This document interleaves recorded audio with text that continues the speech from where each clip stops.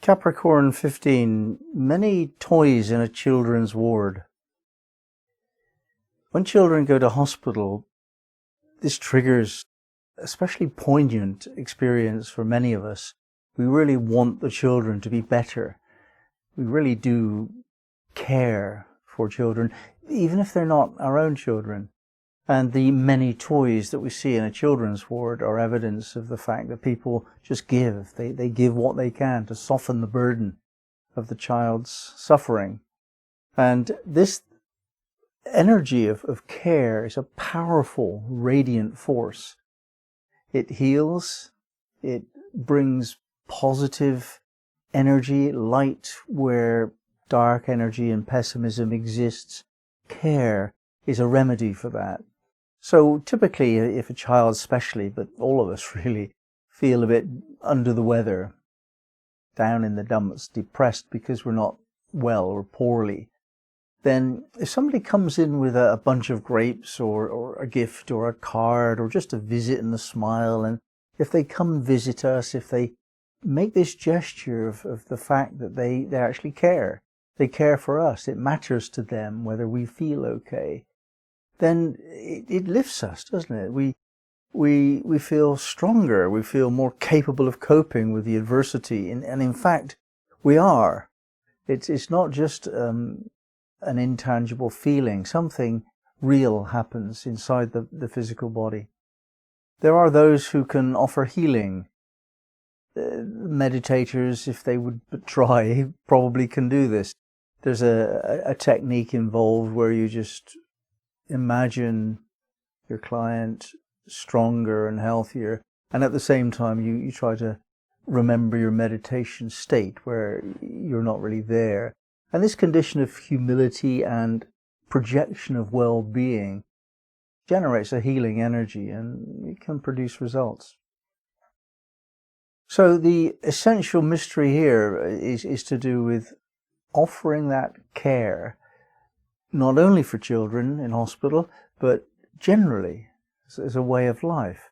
If you see somebody who's uncomfortable even, let alone suffering, just radiate a caring attitude and know that it's real. It's not only in your imagination.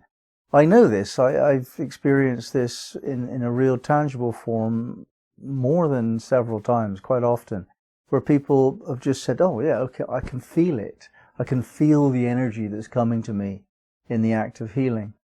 So it's real. Do it.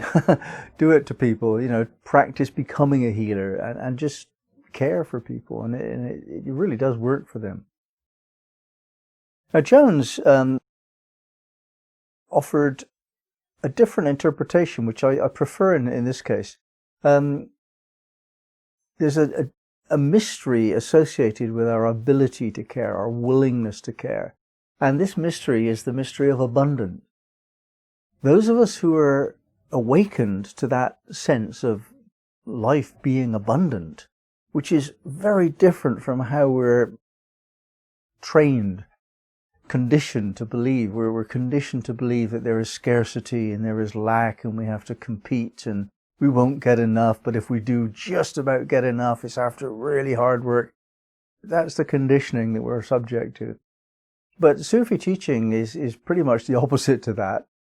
Wow, look at all we've got. There's fruit on trees, and if we live in the right place, we can just live by taking the food that's available and given to us in nature. And that attitude of knowing that life is abundant is the source, is the motivating validation for those who care, because caring is a gift. It's maybe on a psychological level, but usually it's represented in some tangible form. There's usually a gift, often anyway. And the people who actually give unstintingly in order to demonstrate their care are much more typically poor people than the rich. You'll find this if you travel somewhere and you need somebody to help you out. Ask a poor person first. The rich people, they need persuading. But the poor people, it's just what you do. Of course, if you're poor, you must share to survive. And it's just understood that you help somebody out. You give from a radiant heart. The other side of the equation, where you're receiving care and attention from someone, you have to think that through carefully. There's a lot of people that pretty much demand care. They require it, and they demand it manipulatively very often. If we think about how a baby demands care, it screams and makes itself thoroughly objectionable until it gets what it demands, which is the attention or the food or whatever it is of mother. Surprisingly, there is this phenomenon also observable in adults. The form of screaming for attention changes, but there are people that do very strange things indeed to grab the attention. And this can be flirting. Very often that's a useful device. Or it can be injuring yourself, self-harm. That works. The cry for attention that's associated with failed suicide attempts. This is a real adult phenomenon, this demanding for attention. And if you are not entirely clear of that, then have a think about that, have a look at that. There's something wrong if you demand attention, if you demand caring attention, and it comes to you reluctantly. This then does not work. It does not serve your purpose to receive reluctant attention.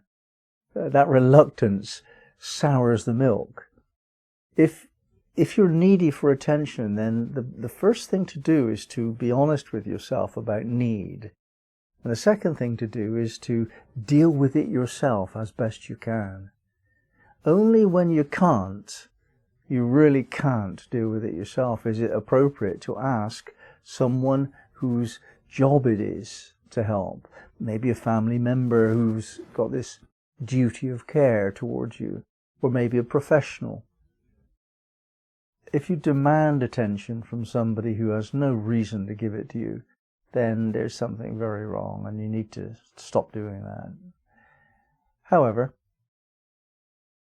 the advantages of the equation of giving and receiving care are very profound. It deepens fellowship considerably. If you help somebody when they need help, they remember that. And it deepens the bond of loving friendship between both parties. Both are raised by the gesture. I also love to remember a Sufi teaching that I found very enlightening. I think this came from one of the books I read, maybe Idris Shah or Gurdjieff. And the teaching is this within Sufism, that it is not possible to work without wages. It can't happen. So whatever you give, you are certain to receive. It must be that way to maintain the balance in the cosmos. And so if you want one day to receive care, love and attention, which I guess most of us really can expect that we do at the end of our lives, the best way to feel good about the likelihood of that is to spend your whole life caring for others whenever you can. Take the opportunity to care, to give children toys, to care for people that need your food, to give a coin to the beggar, to help a friend out if they need a place to stay. Just care for people. And you're putting money in the bank in a sense. It's not why you do it, it's just one of the lovely benefits that you get from being a caring person.